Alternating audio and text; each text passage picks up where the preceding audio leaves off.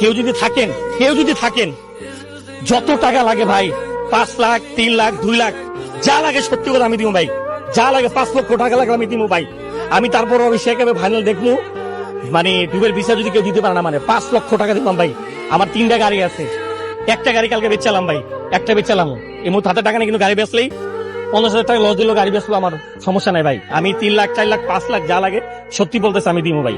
2017 সালে আমি গাড়ি বিক্রি করে গেছি, সবাই জানে, অনেকে আছে, আমার ফেসবুকে ঢুকলেও বুঝতে পারবেন। আমার শখের গাড়ি বিক্রি করে আমি 2017 সালে আমি খেলা দেখতে যাই, সেই গাড়ি বিক্রি করে।